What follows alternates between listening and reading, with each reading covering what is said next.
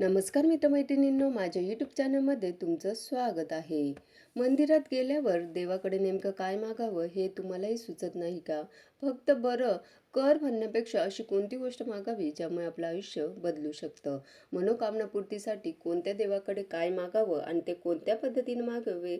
चला जाणून घेऊया.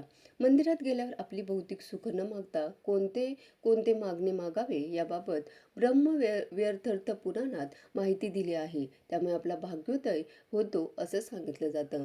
मंदिरात गेल्यावर आपण सहसा हात जोडतो आणि देवाला म्हणतो, देवा माझं प्रमोशन होऊ दे, मला चांगली गाडी मिळू दे किंवा घरात भरभराट होऊ दे. पण ब्रह्मवैवर्त पुराणात भगवान श्रीहरी विष्णूंनी स्पष्टपणे सांगितलंय की देवदर्शनाचा खरा हेतू केवळ भौतिक सुख मिळवणं हा आहे. अनेकांना वाटतं की देवाला जे मागू ते मिळतं, पण आपण काय मागतो यावर आपली पात्रता ठरते. आपण केवळ नाशवंत गोष्टी मागतो ज्या आज आहेत आणि उद्या नाहीत.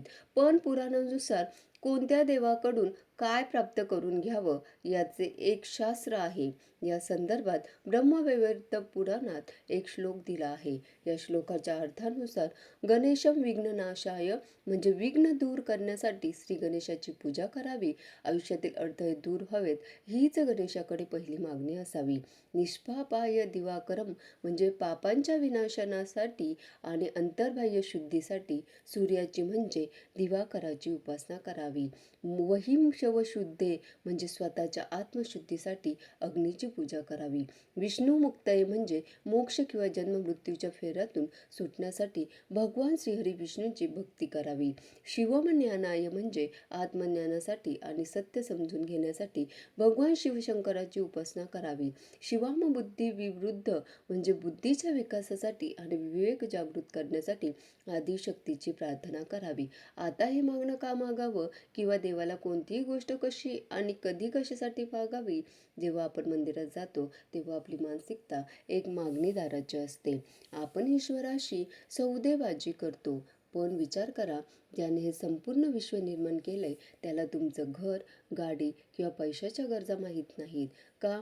नक्कीच आहे, पण तो आपल्या त्या पलीकडे काहीतरी देऊ शकतो आणि तो देऊ इच्छितो सुद्धा. आपल्या प्रगतीत सर्वात मोठे अडथळे आपले प्राप्त असते आणि पाप असतात.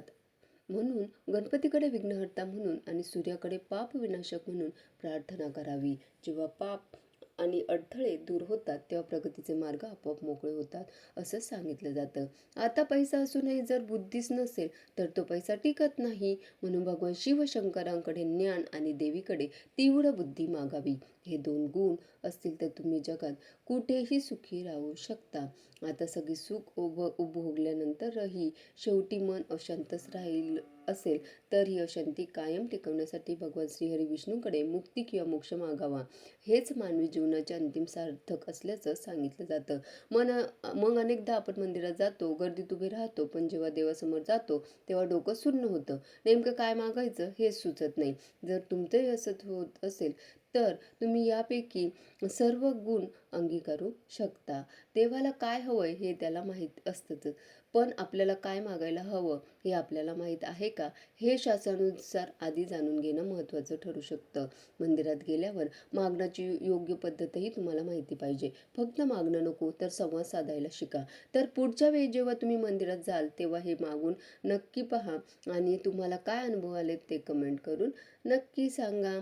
शेवटी देव आपल्याकडून काहीच मागत नाही, तो फक्त आपली भक्ती आणि शुद्ध भाव पाहतो. तुमची ही मंदिर भेट तुमच्या आयुष्यात सुख, शांती आणि समाधान नक्कीच घेऊन येईल. धन्यवाद.